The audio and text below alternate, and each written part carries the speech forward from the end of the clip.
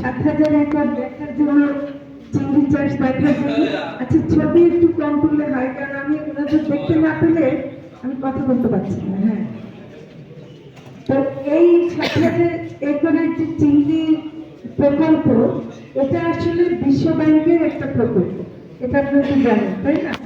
এবং এটা ঋণের প্রকল্প, মানে আমরা ঋণ নিচ্ছি এটা করার জন্য, এবং এটা দিয়ে আমরা এখন যে উদ্দেশ্যে করায় সেটা আমাদেরকে মানে পেতেই হবে। আমাদেরকে মানে চিংড়ির উৎপাদন বাড়াতে হবে, চিংড়ির নিরাপদ উৎপাদন বাড়াতে হবে। শুধু চিংড়ির উৎপাদন বাড়ালেই হবে না, চিংড়ি যেন নিরাপদ, যেটাকে গুড অ্যাকুয়াকালচার প্র্যাকটিস বলছে, এটা কিন্তু খুলনা এবং অন্যান্য জায়গায় কিন্তু ওরা করছে এবং অনেকেই এটা প্র্যাকটিস করছে, এবং রপ্তানির জন্য এটা খুবই জরুরি। আপনি যদি রপ্তানি করতে চান, তাহলে যদি সঠিকভাবে উৎপাদন করা না হয়, ওরা যদি পরীক্ষা করে দেখে যে অন্য এখানে কিছু অ্যান্টিবায়োটিক আছে বা অন্য কিছু আছে, তাহলে আমাদের চিংড়ি বিশ্বের বাজার পাবে না।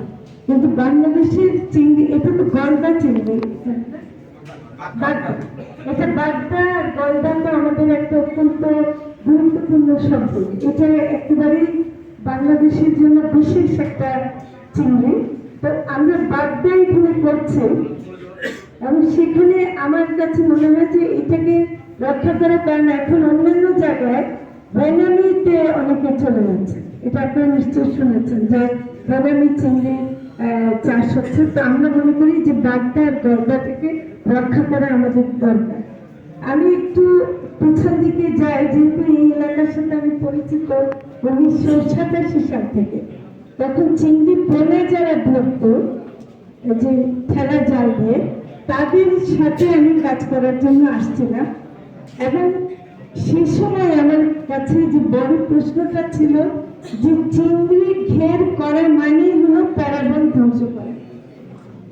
এটা কিন্তু একটা খুব দুঃখজনক ইতিহাস, এটা খুবই দুঃখ, কারণ এটা চকরিয়া সুন্দরবনের এক্সটেনশন এই জায়গাটা। এবং এই জন্য তখন মনে করতাম যে চিংড়ির চাষ মানে খারাপ, কিন্তু এখন সেটা বলবো না যে চিংড়ির চাষ মানে খারাপ, কিন্তু চিংড়ি এবং ম্যানগ্রোভ প্যারাগন রক্ষা করে কি করে করা যায় সেই পদ্ধতি নিশ্চয়ই আমরা বের করতে পারবো, এবং অলরেডি এটা বের করেছি। তো কাজে সেদিক থেকে ভালো খবরটা হলো যে আমরা প্যারাগনের গুরুত্বটা দেব। তবে আমি কিন্তু একজন বক্তা যেটা বললেন সেটা আমি একটু একমত, যে যেভাবে প্যারাগন লাগিয়েছে বলা হচ্ছে, আপনার নন প্যারাগন এবং প্যারাগন বলছেন, নন প্যারাগন বলে কিছু নয়, আসলে প্যারাগনেরই মূল গাছ লাগানো উচিত বেশিরভাগ। এবং প্যারাগনে জোয়ার ভাটা জোতে যেভাবে পানি এসে থাকতো সেইভাবে না লাগালে এটা কিন্তু মানে শৌখিন কোনো গাছ না, এটার একটা নিজস্ব ধরন আছে, নিজস্ব চরিত্র আছে। এটা এই এলাকার মানুষ আমার চেয়ে ভালো জানে। আমি মনে করি যে এটাকে একটু আরেকটু নজর দিতে হবে। এটা খালি গেলাম কিছু মানুষ দেখলো এটা হবে না।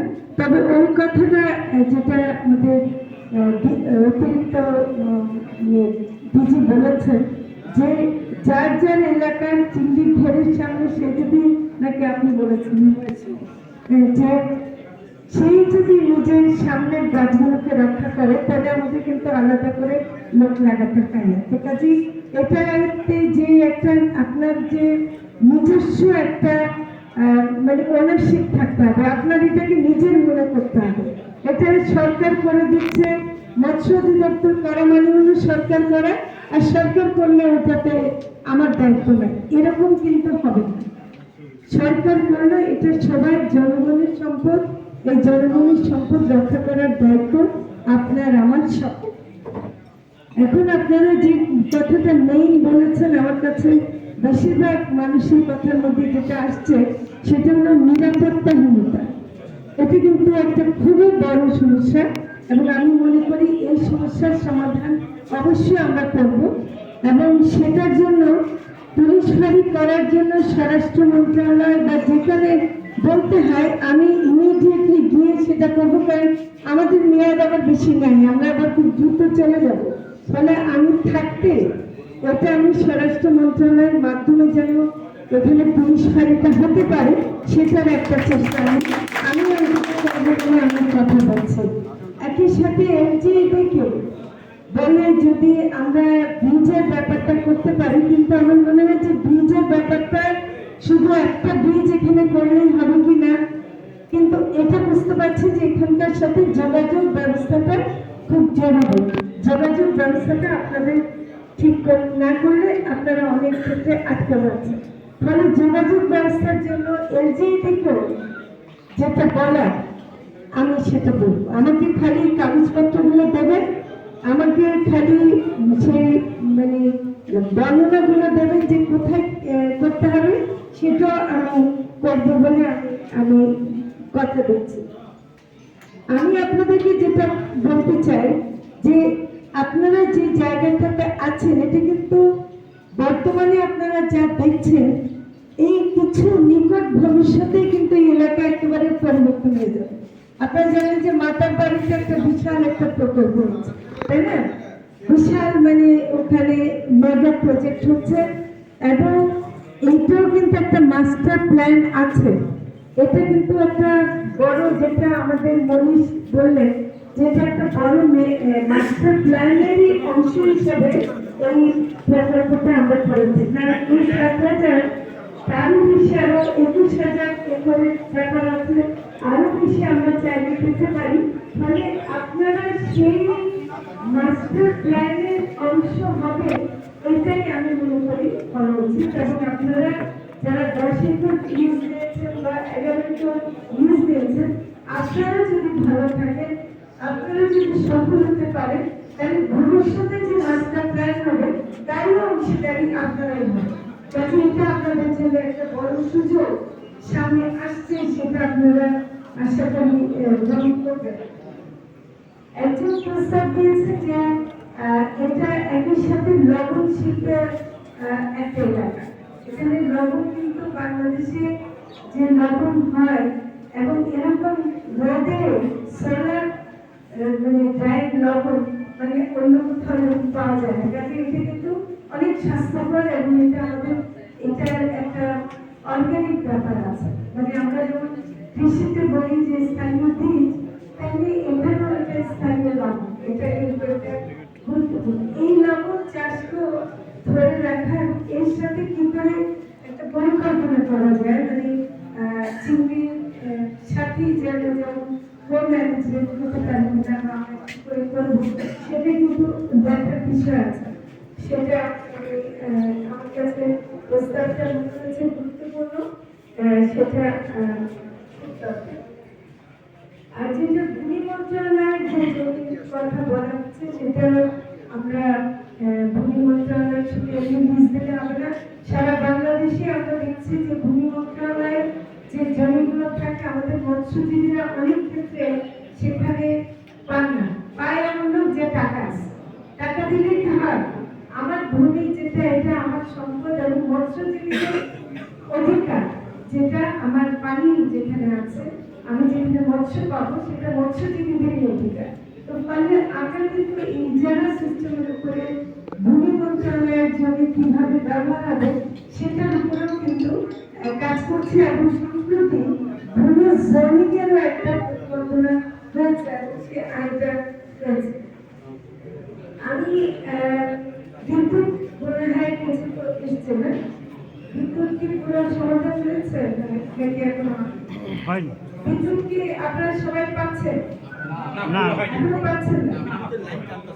বিদ্যুৎ লাইন একটু টানছে, না পেলে বলবেন, আমি সে ব্যাপারেও পিছিয়ে লাগার মতো কাজ করতে পারি। আমি যেখানে বলতে হয় সেটা আমি করবো, কিন্তু আমার মনে হয় বিদ্যুৎটা খুবই জরুরি আপনাদের। কিন্তু এখানে আপনারা সোলার কি ব্যবহার করতে পারেন না? সোলার বিদ্যুৎ আনতে পারেন না? আপনার সব করে থাকে পারা যাবে। জি জি, আমরা এটা তো সোলারেরই যায়, এটা সোলারেরই যায়। এত এত সূর্যের আলো কোথায় পাবো?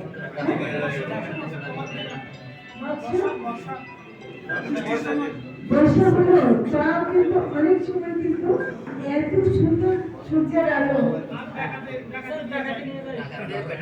আচ্ছা, ডাকাতের কথা তো দরকার, কিন্তু আমার মনে হয় যে সোলার চিন্তাটা করা দরকার এই জন্যে যে এখন পরিবেশ সম্মত বিদ্যুতেরও কথা আছে। মানে এখন যে আমরা কয়লা নির্ভর বিদ্যুৎ বা গ্যাস নির্ভর বিদ্যুৎ এগুলো কিন্তু এখন পাবো না আগামী দিনে। তো কাজে সোলারের একটা সম্ভাবনা আমাদেরকে তৈরি করতে হবে এবং সেটা মানে যেন আপনারাও করতে পারেন। এই প্রকল্প শেষ হলো, মৎস্য অধিদপ্তর তার কাজ তো শেষ করতে পারবে না, তাই না? এত বড় বিল্ডিং করছে, এত কিছু করছে, এটা কাজ তো শেষ হবে না। কাজে এটা আমরা নতুন প্রকল্প নিয়ে অবশ্যই আসবো এবং এইখানে কাজ হবে। তবে আপনাদের সবার পূর্ণ সহযোগিতা লাগবে।